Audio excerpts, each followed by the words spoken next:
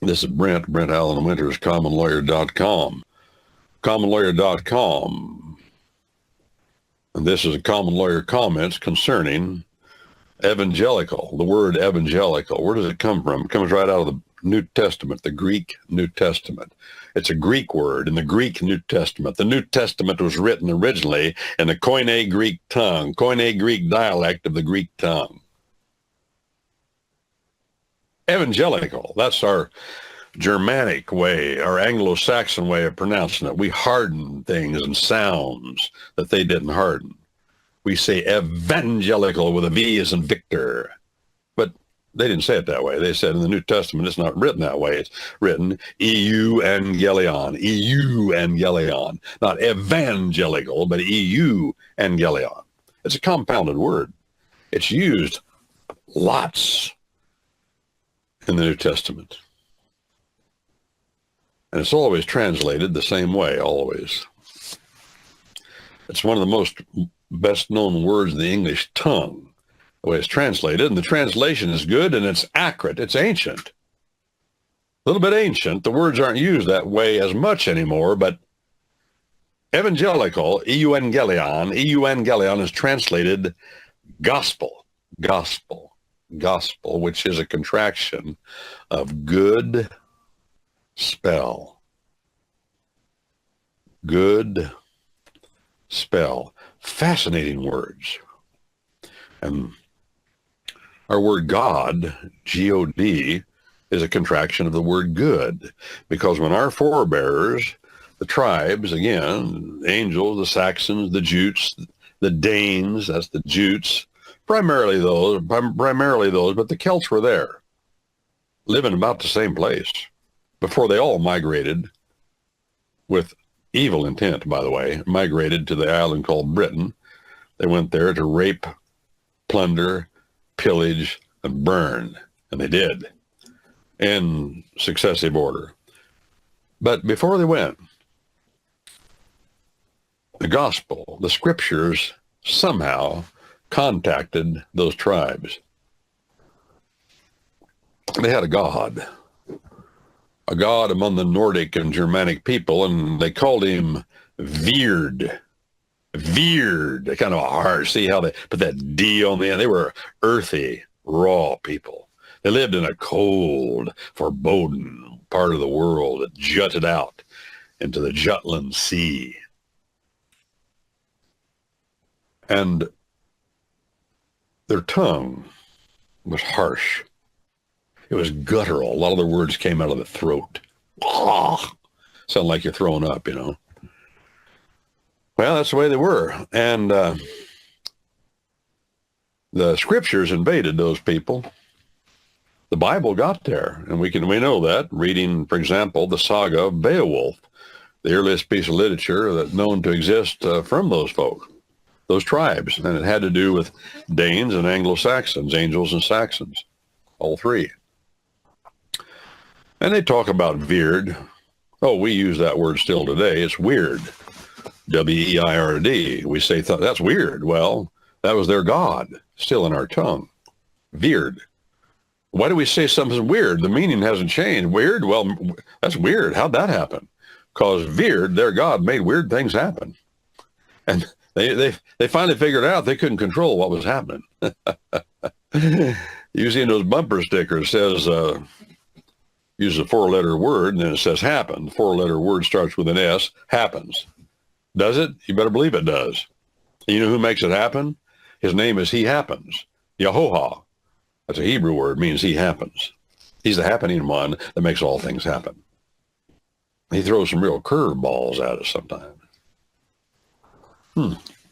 Well, they understood that. They learned that from nature. They finally figured out they were in charge of the shooting match. And what happens to you, what happens to you, what are you going to do with it?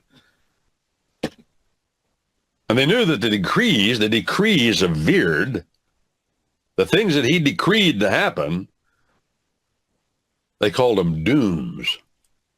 Doom. And we still use that word in the same way. You're doomed. What does that mean? That means it's all over but crying, dude. You're done. They say that's what that means.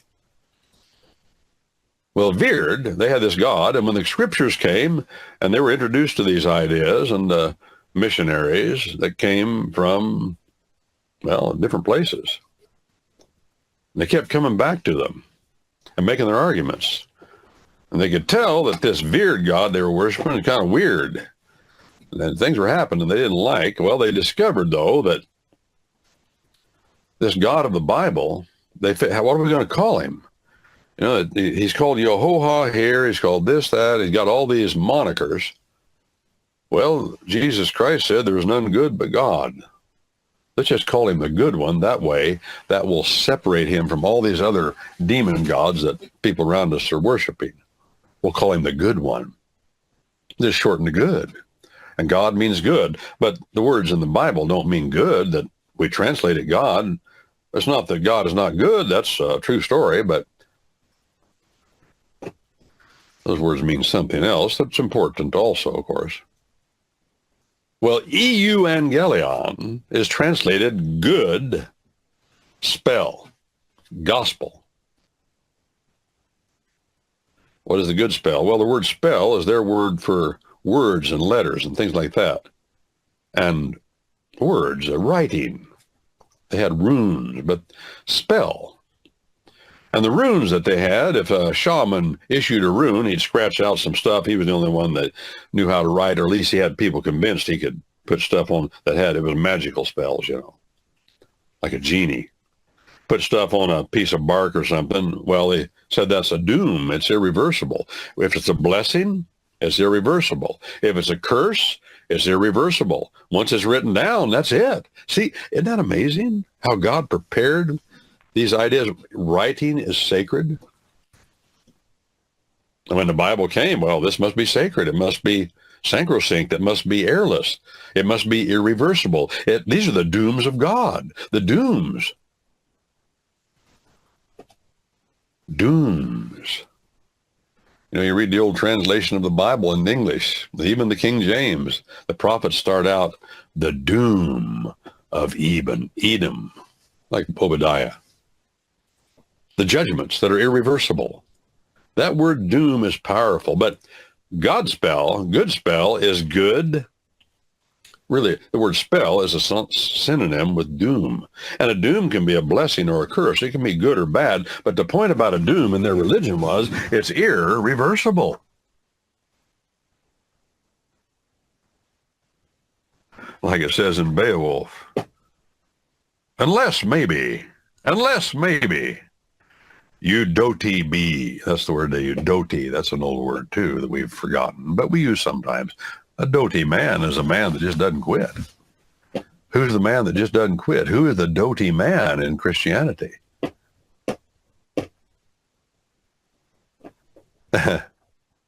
We're not the right man on our side. You ask who that may be? Christ Jesus, it is he. Lord Sabaoth, his name. From age to age the same. Never changes. He doty. How doty? He's willing to keep his promise even if it kills him. And he did. Said, I made a promise. He died willingly, gave himself up for it to pay a penalty. Doty, he broke the curse. He reversed the doom. Why not? He's the master of the doom. He's the one that delivered the doom. If he wants to reverse it, he can. He has authority. He who has the power to give is a maxim of our common law. He who has the power to give has the power and the authority to take. The Lord giveth, said Job. Giveth what? Life. And the Lord taketh what? Life. Blessed be the name of the Lord. Oh, it's all consonant with the law, but evangelical, EU, is a preposition that means good. A preposition? Well, it's preposition, that'd be more accurately a prefix to the word EU, epsilon, upsilon, just two little Greek letters, and then angelion, EU angelion. We say in Germanic speech, Anglo-Saxon, evangelical. Now, I ask you, Is that a positive thing or a negative thing? Well, of course, it's a positive thing. It's good. Another translation is good news. Good spell. Angelion, that's the same noun in the Greek tongue as angel. Angelos. Angelos is a person, a messenger. To put it in the terms of our common law, an agent given authority to do a certain thing from God. Angelion. Angelos, a person. Angelion, same root word, and it means message. Angelos means messenger, angel, messenger, God's messenger, to do certain things, say certain things. And angelion means message. So we say news, message, news, report, good news, good message, evangelion. We say in Anglo-Saxon English, evangelical. I've had people just, oh, you're one of them evangelicals. I'm a Christian. What? Okay, I'm a Christian, you say, right? Okay, no, you say you're a Christian. Oh, okay. But they say, you're one of them evangelicals. As though that's not Christian. There's no crime to being ignorant. No crime. There's not even any shame to being ignorant, because we're all ignorant about different things. But I'm out to dispel some ignorance, especially about fundamental things, about what the gospel means and what's wrong with evangelion. You know, we have in the Bible, for instance, Genesis chapter 3, verse 15. For centuries, Christian folk have called that the proto-evangelion. Proto-evangelion. That's when God said to the serpent that the seed, singular, of the woman would crush the head of the serpent. God was pronouncing an irreversible doom on the serpent. And it happened. Jesus Christ is the seed, singular, of the woman that crushed the head of the serpent.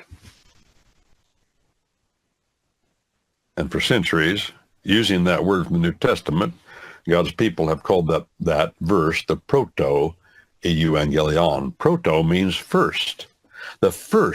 Proto means first, the first mention of the gospel, the first mention in history of the evangelion, the evangelical, the gospel, the good news.